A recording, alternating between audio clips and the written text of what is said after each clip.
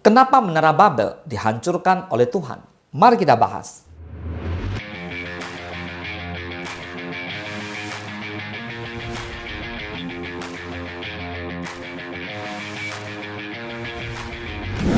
Saudara, Menara Babel dijelaskan di kitab Kejadian pasal 11 ayat 1 sampai ke 9. Nah, setelah peristiwa air bah, Allah memerintahkan manusia untuk bertambah banyaklah serta penuhilah bumi.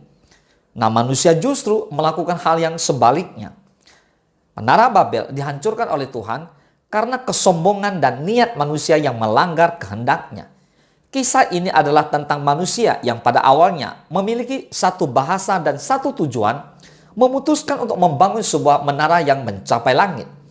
Mereka ingin membuat nama besar bagi diri mereka sendiri dan mencegah tersebar ke seluruh muka bumi yang bertentangan dengan perintah Tuhan untuk memenuhi dan menyebar ke seluruh bumi. Di Kejadian 11:4 dikatakan juga kata mereka, "Marilah kita dirikan bagi kita sebuah kota dengan sebuah menara yang puncaknya sampai ke langit. Dan marilah kita cari nama, supaya kita jangan terserak ke seluruh bumi." Nah, manusia memutuskan untuk membangun sebuah kota besar. Lalu mereka berkumpul di sana. Mereka memutuskan untuk membangun sebuah menara raksasa sebagai simbol kekuasaan mereka. Mereka sombong. Mereka melakukan untuk mencari kemuliaan bagi diri mereka. Nah, menara ini kemudian diingat sebagai Menara Babel. Di Kejadian 11 ayat ke-7 dikatakan, "Baiklah kita turun dan mengacau balaukan di sana bahasa mereka, sehingga mereka tidak mengerti lagi bahasa masing-masing."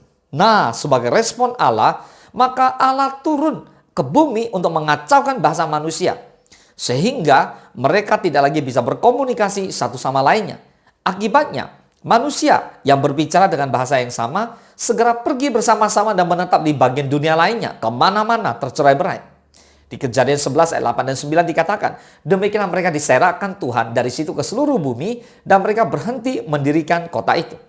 Itulah sebabnya sampai sekarang nama kota itu disebut Babel, karena disitulah dikacau balaukan Tuhan bahasa seluruh bumi, dan dari situlah mereka diserakkan Tuhan ke seluruh bumi.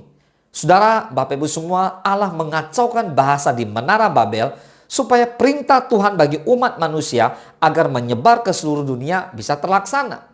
Ada beberapa ahli Alkitab juga percaya bahwa Allah menciptakan berbagai ras manusia di peristiwa Menara Babel ini. Hal ini mungkin saja benar ya, tetapi tidak dinyatakan secara eksplisit di dalam Alkitab. Tampaknya soal variasi ras ini memang sudah ada kok sebelum peristiwa Menara Babel. Lalu Allah mengacaukan bahasa setidaknya memang sebagian darinya berdasarkan ras mereka. Sejak peristiwa Menara Babel, maka manusia dibagi berdasarkan berbagai bahasa dan mungkin juga ras dan menetap di berbagai belahan dunia. So, dari kisah Menara Babel yang dihancurkan Tuhan, kita bisa belajar bahwa alasan Tuhan menghancurkan Menara Babel ini adalah karena Tuhan melihat niat manusia ini sebagai bentuk pemberontakan, kesombongan, dan keinginan untuk menjadi setara dengan Tuhan. Tuhan marah. Sebagai hukuman, Tuhan mengacaukan bahasa mereka sehingga mereka tidak lagi saling mengerti. Akibatnya, pembangunan menara itu terhenti dan manusia tersebar ke seluruh penjuru bumi sesuai kehendak Tuhan.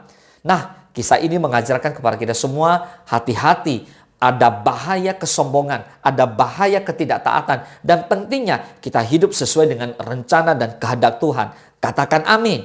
Tuhan Yesus memberkati.